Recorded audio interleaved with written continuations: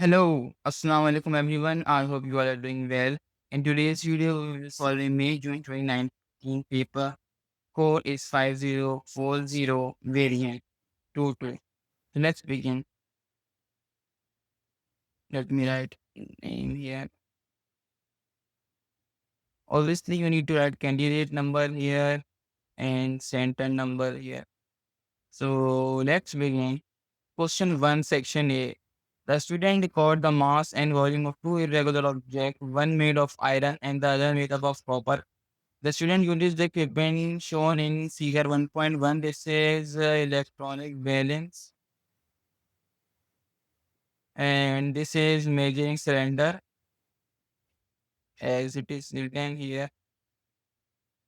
ठीक है, तो आगे देखो मतलब table 1.1 shows the result obtained.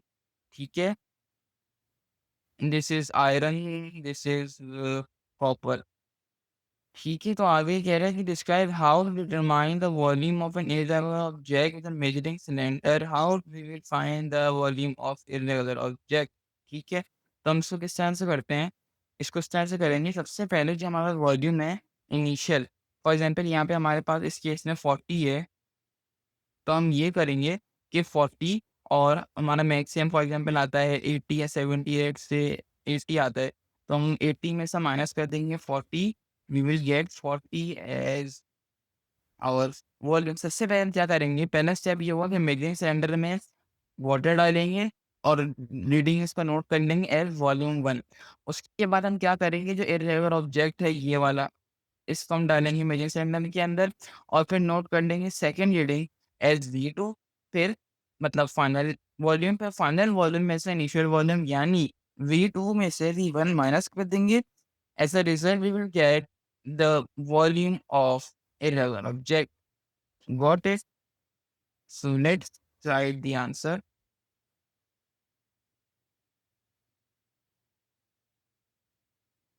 What will be the first step?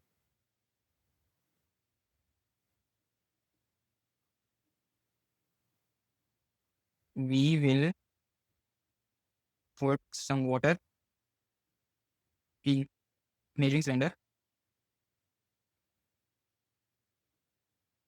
then cylinder और फिर उसकी V1 रीडिंग नोट कर लेंगे and read note the reading as V1। ठीक है, उसके बाद क्या करेंगे, काउंटर की फॉर्म में लिखा, देन लोअर डाउन रॉक या जो भी ऑब्जेक्ट है इसको, क्योंकि यहाँ ऑब्जेक्ट लिखा है तो ऑब्जेक्ट लिख देंगे यहाँ पे, then lower down object in the cylinder यानी measuring cylinder and note the final reading as V2। ठीक है, और आखिरी में lastly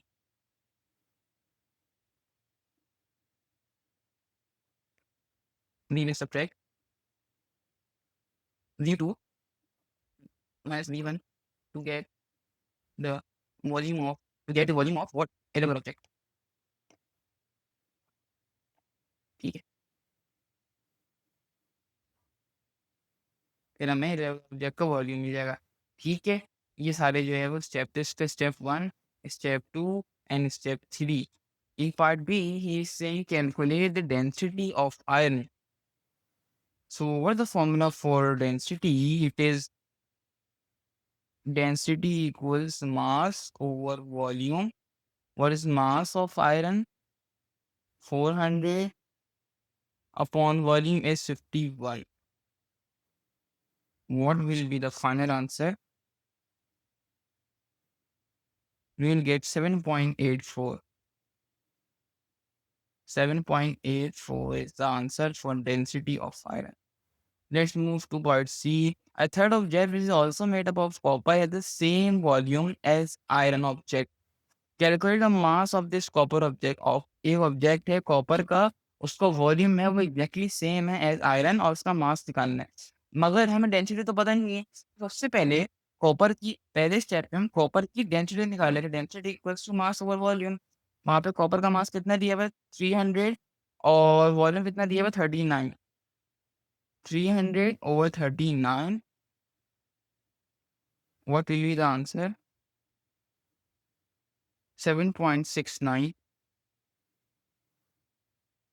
will be The answer for copper, sorry, ये 350 था, इसको मैंने 300 लिख दिया, ठीक है। So 350 over 39, we will get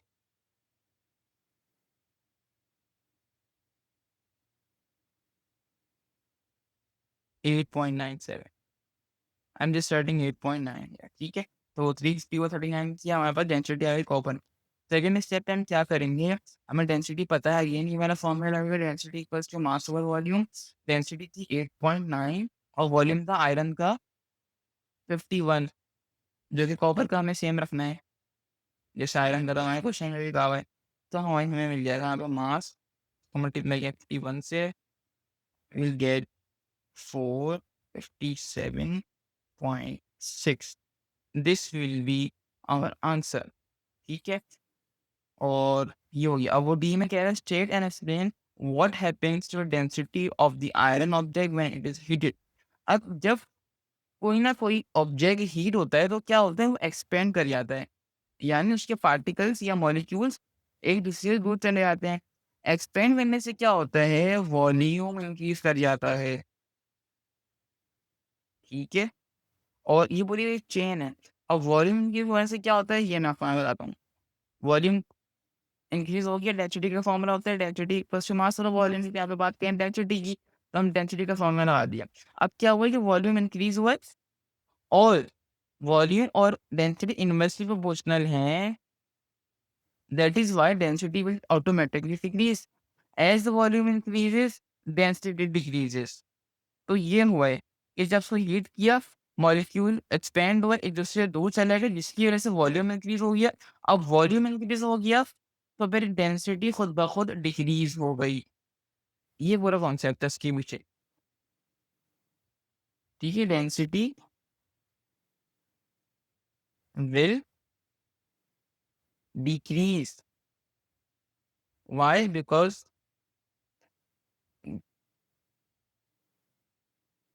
volume increases, ठीक है। डेंसिटी डिक्रीज हुई क्यों, क्योंकि वॉल्यूम इंक्रीज हुआ, वॉल्यूम एक्सपेंशन की वजह से इंक्रीज हुआ है। That was the concept. So let's move to question number 2. It says figure 2.1 shows a container of gas connected to manometer. The tube in the manometer has a constant cross-sectional area. तो ऐसी कोई diagram है manometer की, हमारे पास ये सारी readings हैं, ये मरकरी का लेवल है। अच्छा, मैनोमीटर का जो डायरेक्ट सवाल आते हैं वो अब हमारे सिलेबस से ऑब्सोलीट हो चुके हैं, जबकि ये वो समय सिर्फ और सिर्फ इसलिए करवा रहा है क्योंकि इसमें जो है वो सवाल pressure की भी हैं। That is why we are doing this question. First question is define pressure. As we all know that pressure is force per unit area, ठीक है। और अगर मैं अभी प्रेशर का फॉर्मूला भी लिखूं, प्रेशर का फॉर्मूला है pressure equals force on area, ठीक है। ये प्रेशर का फॉर्मूला है, इन्हीं को वर्ड में मैंने लिख दिया। आगे बात करते हैं पार्ट बी में। The density of mercury is 1.4:10 power 4 kg meter cube. The gravitational field is 10 Newton kg. The pressure of atmosphere is 1:10 power 5. Calculate the pressure of gas in the container. We have to find the pressure of gas. ठीक है ना। तो pressure of gas के साथ निकाली जाएगी, ये इसको डिस्कस करते हैं। प्रेशर ऑफ गैस निकालने के लिए यहाँ पे आप देख सकते हैं कि सबसे पहले हमें देखना पड़ेगा लिक्विड। तो अब क्या होगा यहाँ पे कि ये लिक्विड है। अब हम इसकी नोट करेंगे हाइट, ये 15 है, यहाँ पर होगी 16, 17, 18, 19, 20, तो this will B 16। Let me right 16 here, ठीक है।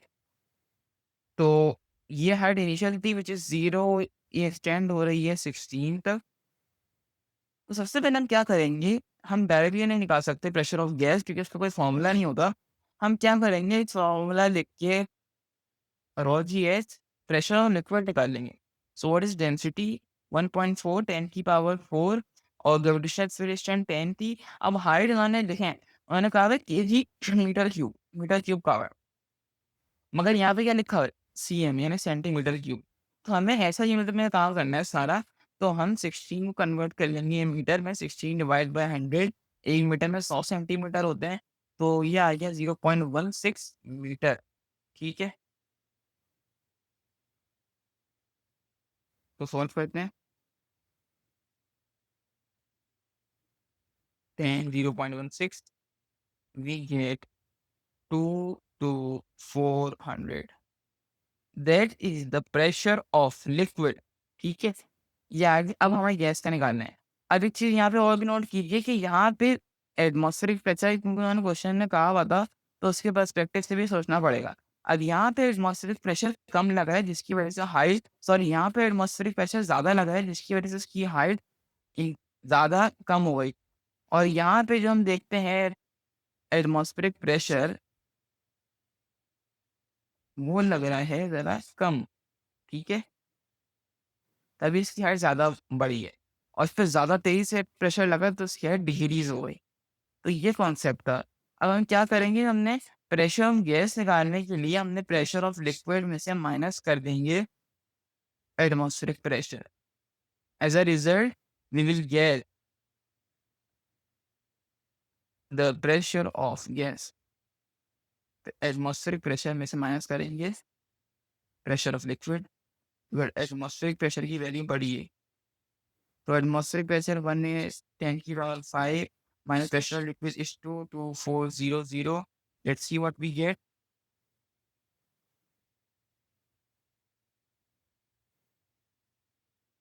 We get 77600. You can also write this in a standard form. So this will be our final answer for pressure of gas. मैं रिपीट कर देता हूँ, हमने क्या किया, पहले से हमने क्या किया, डेंसिटी निकाल, सॉरी प्रेशर निकाल लिया, डेंसिटी ग्रेविटी और हाइट को मल्टीप्लाई करके, this is formula for pressure of liquid. Pressure of liquid निकालने के बाद हमने वो एटमॉस्फेरिक प्रेशर वाला कॉन्सेप्ट डिस्कस किया। फिर हमने फाइनल स्टेप्स में प्रेशर निकाल लिया गैस का, हमने एटमॉस्फेरिक प्रेशर में से माइनस किया लिक्विड का प्रेशर और हमारे पास आ गया pressure of gas. I hope you understand. C part जो है ना हमारा, ये अब नहीं, क्योंकि ये लेवल ऑफ मरकरी के से रिलेटेड है, तो ये हमारे सिलेबस सब्सिट्यूट हो गया, ये हम नहीं करेंगे। क्वेश्चन नंबर 3 पे आते हैं, अबाउट लाइट। ठीक है, 3.1 show 3 rays of light travelling in water from light source. ठीक है, this is boundary, this is air and obviously this water. These are the angles 25 and 34, angle of incidence and reflection. We say in part 1 on figure 3.1, mark the critical angle and label it as C. Critical angle जहाँ भी होता है वहाँ रे 90 degree पे जाती है। जैसे यहाँ पे 90 डिग्री नहीं है, यहाँ पर 90 डिग्री है और यहाँ पर टोटल इंटरनल रिफ्लेक्शन का कॉन्सेप्ट लग रहा है, तो 90 डिग्री जहाँ होती है बिल्कुल उसके नीचे यहाँ इस जगह पे होता है क्रिटिकल एंगल।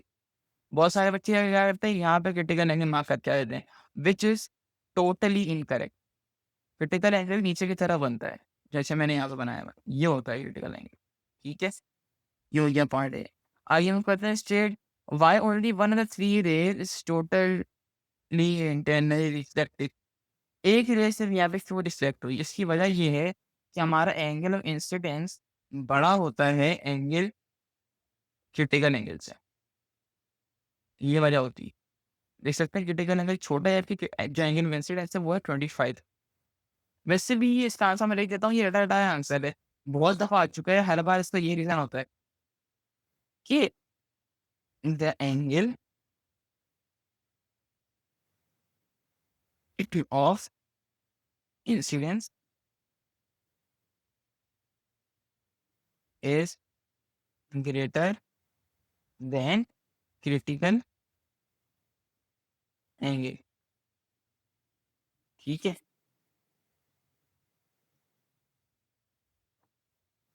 ये इसका रीजन होता है हमेशा।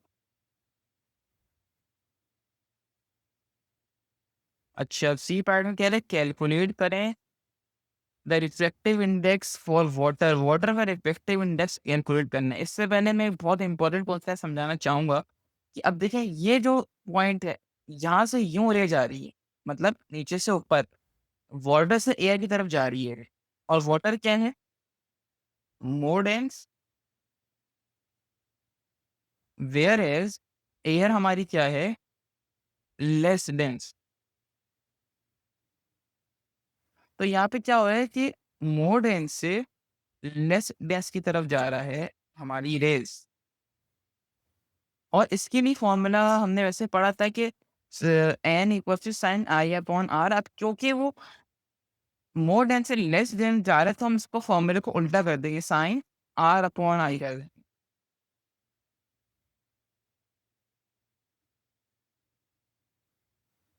आई अपॉन आर जब पढ़ा था, वो पढ़ा था कि जब लेस देन से मोर की तरफ जाए, यहाँ पे उल्टा हो रहा है, तो हमने फ़ॉर्मूला भी उल्टा कर दिया। तो साइन आई की वैल्यू हमारी थी साइन 34 और साइन आर की थी 34, आई की थी 25।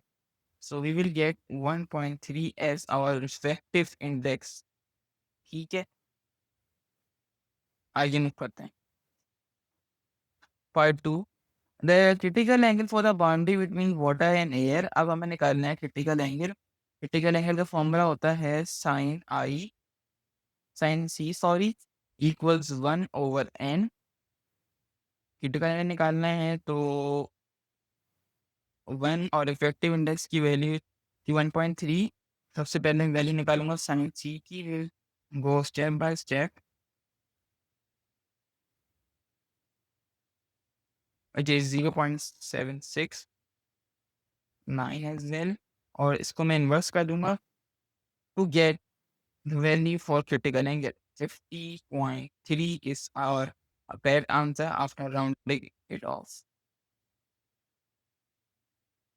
ठीक है, ये हमारा आ गया क्रिटिकल एंगल। आइए नेक्स्ट करते हैं। Question number 4, a star emits electromagnetic radiation over a range of wavelengths। These are x and y axis, brightness and wavelength।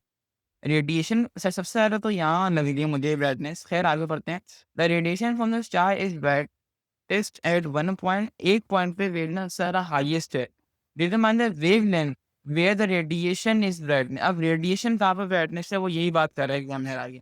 तो उसको जूम करके मार्क करते हैं कि रेडिएशन सारा हाई कहाँ पर है। ये 1 है, ये 2, पहले तो पॉइंट हमारा बन रहा है ये, यहाँ पर रेडिएशन सबसे ज़्यादा हाईएस्ट होनी चाहिए। ठीक है, तो इसको लाइन बना के चेक कर लेते हैं कि हाईएस्ट रेडिएशन कहाँ पर आ रही है हमारी।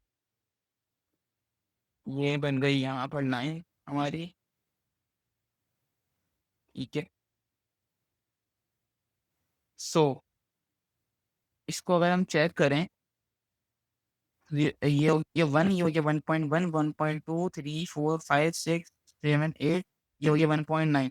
तो हमारा एक बॉक्स जो है वो है 0.1 यूनिट के बराबर।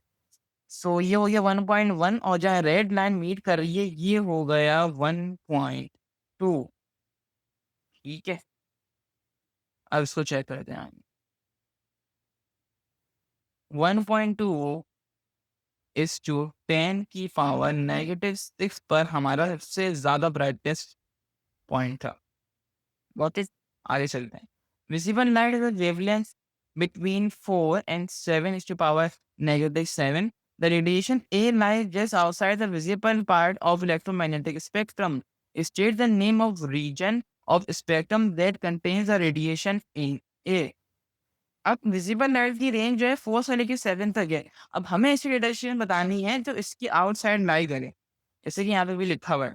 तो हमने ये पढ़ा था रग्बी स्पेक्ट्रम के बारे में। Rugby match is very V for visible, unlike xylophone, gain G for gamma, radio micro infra violet ultra X ray gamma. तो ये हो गई हमारी विजिबल लाइट। अब वो कह रहा है कि रेंज से बाहर। तो हमने क्या पढ़ा था कि जब ऐसे आते हैं हम, जो वेव लेंथ होती है, सबसे ज़्यादा वेव लेंथ रेडियो की होती है। तो this will be our highest wavelength and this will be our lowest wavelength. ठीक है, तो हमें इस रेंज से ज़्यादा वेग की वेवलेंथ बतानी है। तो अगर हम यहाँ पे आते हैं, हम नीचे की तरफ आते हैं अल्ट्रा, एक्स-रे और गामा की तरफ, तो हमारी वेवलेंथ का ट्रेंड जैसे कि आप देख सकते हैं ये लो हो रहा है, तो ये वेवलेंथ इससे लो हो जाएँगी, तो ये 3 ऑप्शन नहीं हो सकते। हमें विज़िबल लाइट के करीब और सबसे ज़्यादा out of the range option यही लग रहा है जो कि है आई, व्हिच मीन्स इंफ्रारेड।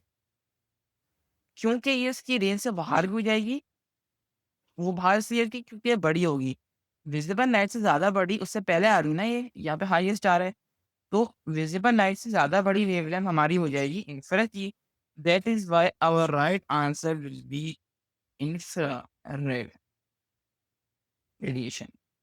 ठीक है। अच्छा, आगे वो कह रहा है पार्ट सी में, determine the frequency of radiation in it. What is the formula for speed? Speed equals to F lambda, the value of speed is 3 exponent 10 power 8। Frequency हमें निकालनी है, वेवलेंथ हम पहले ही निकाल चुके हैं यहाँ पर 1.2 1 पी की 10 की power -6। So let's put this value in calculator.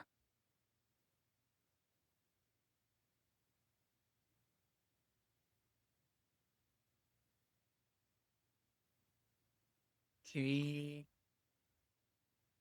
10 power 8 1.2 to 10 to the power -6.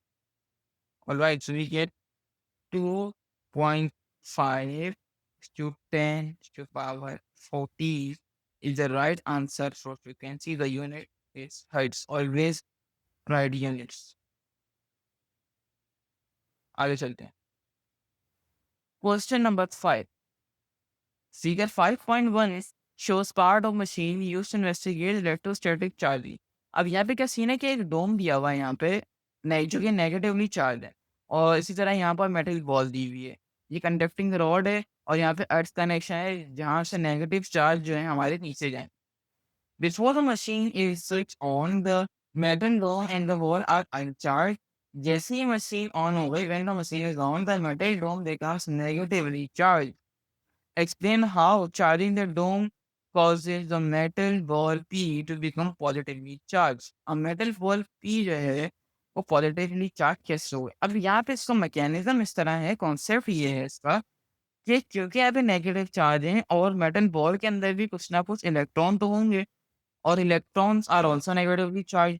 तो इलेक्ट्रॉन और जो नेगेटिव चार्ज है मतलब नेगेटिव और नेगेटिव चार्जेस रिपेल कर जाएंगे, जिसकी वजह से इलेक्ट्रॉन इससे दूर भागेंगे। Because we all know that negatively charged things always repel. तो इलेक्ट्रॉन यहाँ से आ गए, उसके बाद इलेक्ट्रॉन अर्थ के अंदर चले जाएंगे। They will move into the earth because earth takes negative charges and earth give out positive charges. So these electrons will flow into the earth. ये हो जाएगा, इसके बाद जब सारे इलेक्ट्रॉन चले जाएंगे, उसके बाद ये होगा कि मेटल बॉल के ऊपर पॉजिटिवली चार्ज आयंस आ जाएंगे।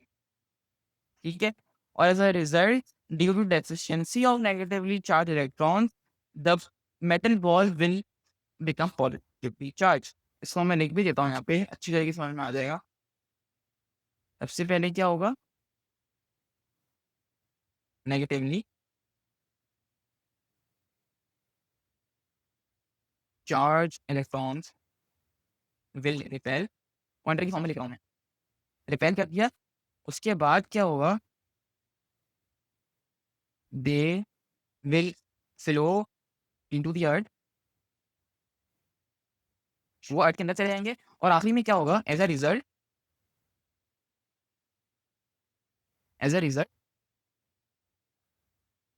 Ball P will become positively charge. अच्छा, और ये क्यों होगा, due to deficiency of electrons. ठीक है ना, ये बात, ये ड्यू टू डेफिशिएंसी वाली बात आप ना लिखें तो तब भी फर्क नहीं पड़ेगा, मगर मैंने समझाने के लिए ऐसे लिख दी क्या हुआ कि इलेक्ट्रॉन चले रिपेयर होंगे, उसके बाद चले जाएँगे अर्थ के अंदर। जब साइड से चली जाएँगी अर्थ के अंदर, तो उसके बाद से वर्सेस क्या रह जाएँगे, पॉजिटिवली चार्ज आने लग जाएँगे, क्योंकि इलेक्ट्रॉन ऑलरेडी नीचे चले जाएँगे। That was the whole concept. आगे नेक्स्ट पार्ट बी।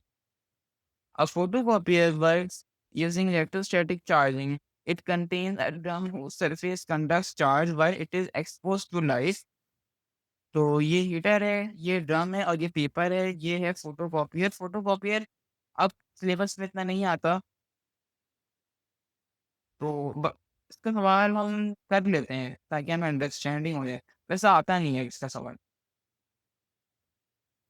अच्छा, the photocopy produce copy of original page on a piece of paper.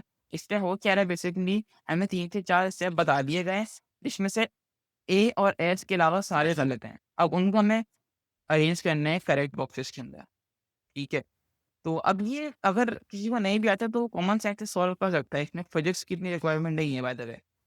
तो सबसे पहले ए और एस तो कट गए, अब बाकी चेक करते हैं। बी में लिखा है the positively charge part of the drum attract black powder, ठीक है। When light hits the drum, the positively charged leaks away. सही। An image of page, original page is projected into the drums. ठीक है। और ई में क्या है, the drum rolls again a piece of paper transferring powder to the paper. तो D सबसे ज़्यादा मुझे सही लग रहा है ए के बाद, क्योंकि इमेज सबसे पहले आएगी, उसके बाद प्रोजेक्ट होगी ड्रम के ऊपर। सो पहला स्टेप जो हो गया हमारा वो हो जाएगा, इसके बाद डी। और डी के बाद हमारा स्टेप पढ़ते हैं आगे, the positively charge part of the drum attract a black powder. नहीं, इससे पहले मुझे लग रहा है कि क्योंकि सबसे पहले जब लाइट हिट करती है ऐसा होता है, जैसे ये ड्रम है और ग्रीन लाइट आती है उसमें से। ग्रीन लाइट जब हिट करती है, रिफ्लेक्ट करती है, फिर वो जाती है पेज पे। पहले वो रिफ्लेक्ट करती है ग्रीन लाइट, फिर जाती है पेज पे। तो इस हिसाब से सी कैन बी आवर आंसर, जिसकी वजह से रिफ्लेक्ट इन करने की वजह से पॉजिटिव चार्जेस जो होते हैं हमारे वो लीक हो जाते हैं, यानी आगे पीछे हो जाते हैं। तो ए के बाद सी आ गया, डी ए के बाद डी, डी के बाद सी आ गया। तो सी भी हट गया और डी भी हट गया। उसके बाद हमें चेक करना है बी या ई में से कौन सा आंसर होगा। बी में लिखा हुआ था पॉजिटिवली चार्ज पार्ट और द डम अट्रैक्ट अ ब्लैक पाउडर, ठीक है। ई में लिखा हुआ है, ई में लिखा हुआ है कि ई में लिखा हुआ the drum rolls again the piece of paper transferring the powder to the paper. अब ऑब्वियसली कॉमन सेंस से ये बात पता लग रही है हमें कि सबसे पहले क्या होगा कि ब्लैक पाउडर अट्रैक्ट होगा, उसके बाद ये ट्रांसफर होगा। लिखा हुआ है ना, down rose again the piece of paper transferring black powder, transferring powder in the paper. तो पहले अट्रैक्ट होगा पाउडर ब्लैक वाला, उसके बाद ट्रांसफर होगा, ठीक है। This is all about common sense. B will come first and then E will be our second option. So that was our sequence. अच्छा, अगर आपको इसमें मिनिमम 1 मार्क स्कोर करना है तो आपको डी या बी सही मार्क करने चाहिए, आने चाहिए। यानी 2 बॉक्सेस आपको मार्क अगर सही किया आपने तो फिर आपको 1 मार्क मिलेगा। तो ये इसका scene. Let's move to question number 6. Two lamps P and Q are connected to a battery of EMF 6 volt and an ammeter as shown in figure 6.1. This is EMF. This is ammeter. This is P. This is Q. The both are lamps. Let's see the question. The lamp P has a resistance of 15 ohm. The ammeter reading is 0.65. यानी total reading जो ammeter पे read हो रही है that is 0.65 ampere. Calculate the current in lamp P. Lamp P का हमसे current पूछ रहा है, तो सिंपल इसका फॉर्मूला लगेगा V equals IR. What is voltage? 6. You have to find current. Resistance is given, which is 15 ohms. What we will get, 6 divided by 15, 0.4 ampere will be our answer. You can also check this thing in a calculator, 0.4 ampere. Now, part B. Calculate the resistance of lamp Q. अच्छा, lamp Q की resistance निकालनी है अगर हमें, तो उसके लिए voltage तो हमें पता है। अगर हम V इक्वल्स टू IR का फॉर्मूला लगाएँ, तो we know the voltage is 6 volts. Now we need to find current. How will we find that? Will find its like this. Total current कितना है हमारे पास? टोटल करंट है 0.65। इसमें से अगर हम माइनस कर दें current of P, so what we will get? Q का करंट। टोटल में से माइनस कर देंगे पी का करंट जो कि हमने पहले से निकाल लिया है, तो we will get current of Q. Let's do that. 0.65 में से माइनस किया 0.4, we get 0.25 ampere as our current for P. ठीक है, ये आ गया पी का करंट। अब वही फॉर्मूला लगाते हैं, V equals I R, voltage is 6, current is 0.24, we have to find the resistance. Let me put this thing in calculator, we get 24 ohms.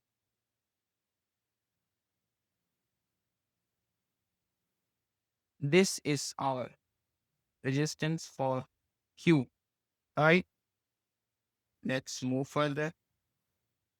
See me together, the two lamps are now connected in series to the ampere ammeter and the same battery. अब पहले तो ये कहते थे parallel में, as you can see. अब ये connect हो चुके हैं सीरीज में, तो वो कह रहा है कि सर्किट डायग्राम बना के दिखा दो। तो हम डायग्राम बना देते हैं। सबसे पहले तो लगी हुई थी बैटरी, उसके बाद आता है एमीटर, ठीक है। उसके बाद दो लैंप आते हैं पी और क्यू, और फिर ये सर्किट हो जाता है complete. This is P, this is Q, so they are in series now.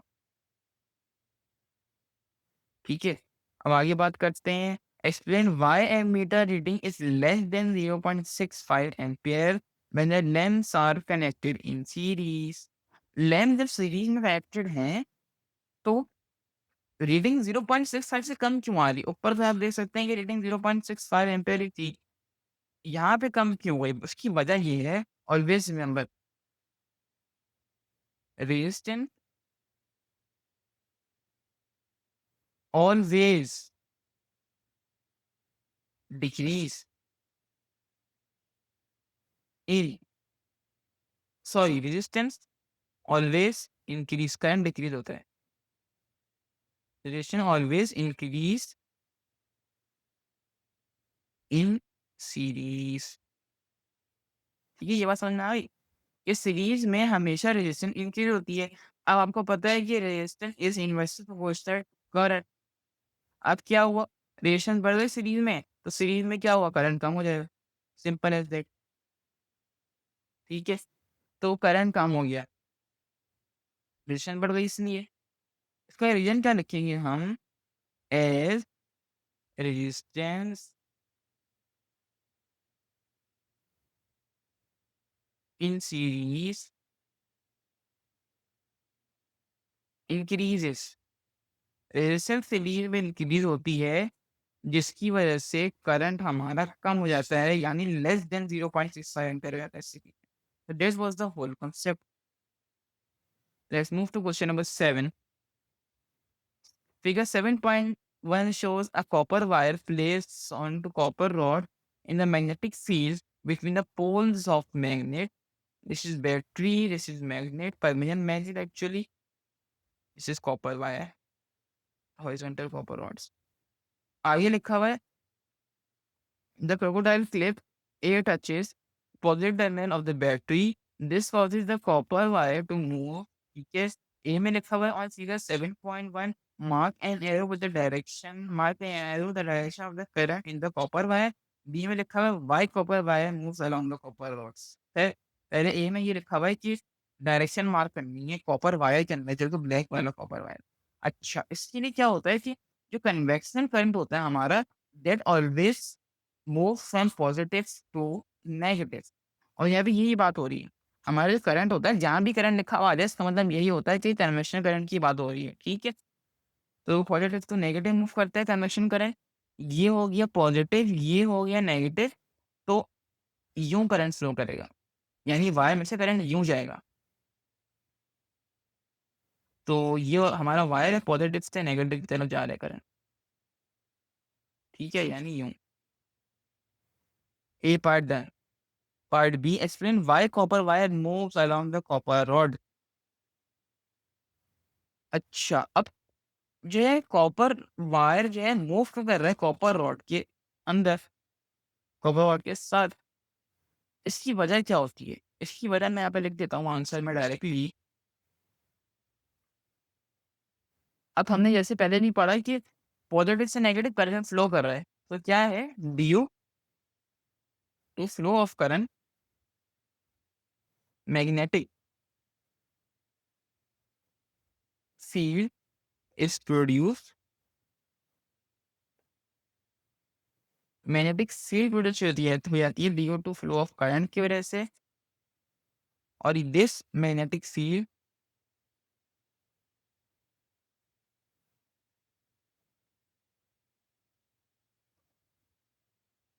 Moves along permanent, यानी जो नॉर्मल मैग्नेट्स होते हैं परमानेंट वाले magnets which causes force, hence copper wire moves, या फिर ये लिख देंगे रोटेट्स। समझ गए?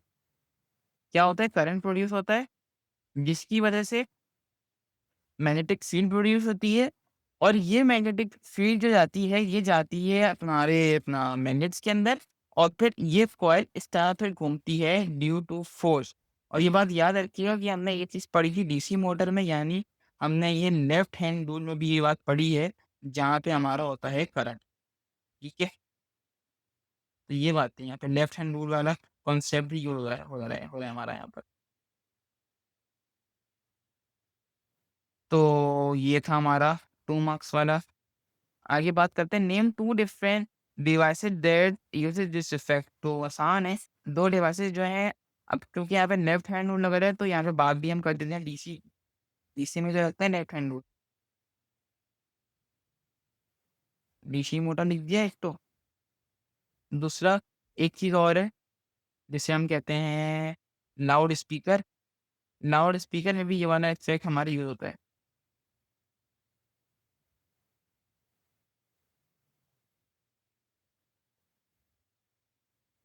ठीक है, तो ये 2 डिवाइसेस हैं जिनमें यूज होता है ये दोनों effect. I hope you understand this.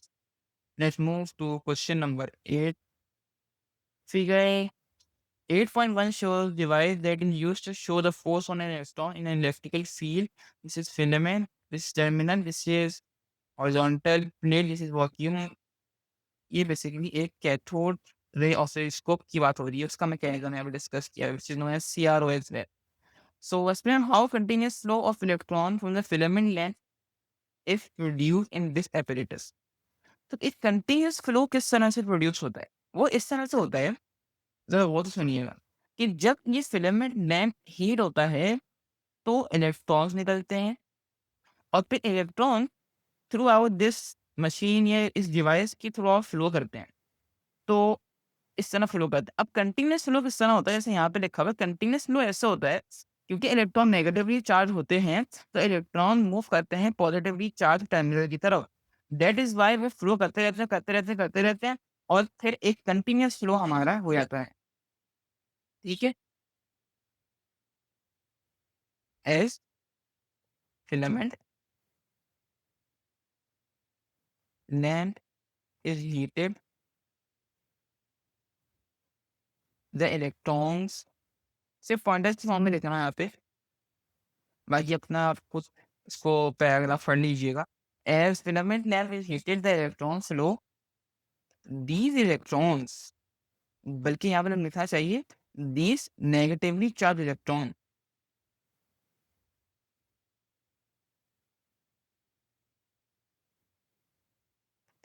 electrons moves towards positive terminal।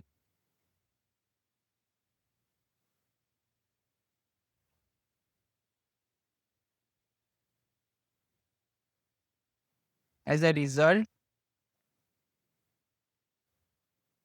there is continuous flow of electrons, right? ये सारा सीन था इसका, ठीक है? आगे पार्ट बी में मूव करते हैं। When an electron is in electric field, there's force on electron. The direction of the force is the opposite direction to the magnetic field, ठीक है? Describe how the metal plates can be used to show this. Metal plate किस तरह से ये बात बताती है कि इलेक्ट्रॉन इसकी ऑपोजिट डायरेक्शन में फ्लो करता है।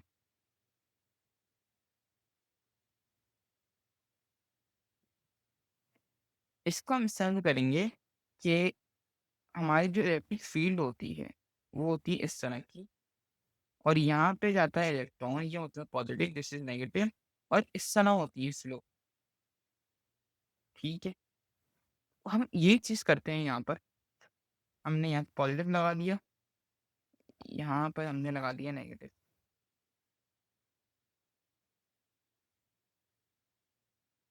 This is positive, this is negative, और इलेक्ट्रॉन हमारा अपवर्ड मूव करेगा जब यहाँ से पास करेगा, because electron is negatively charge, ठीक है? तो ये यहाँ पे सीन हो रहा है। तो इसको किस तरह से लिखेंगे? वी विल कनेक्ट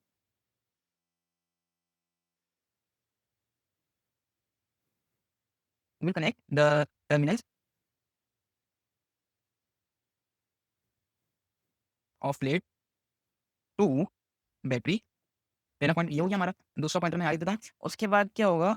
अच्छा, ऐसा क्यों होगा? दिस इज बिकॉज इलेक्ट्रॉन, हमारा इलेक्ट्रॉन जो है वो नेगेटिवली चार्ज है, ठीक है ना? Hence it will be deflected towards positive plate, ठीक है? तो ये हमारा एक कॉन्सेप्ट है कि इलेक्ट्रॉन जब नेगेटिवली चार्ज होता है, वो मूव करता है पॉजिटिव चार्ज जो हमने टर्मिनल लगाया था, वहाँ फ्लो करेगा, ठीक है? I hope you understand this. For part A, thanks for watching, अल्लाह हाफिज़।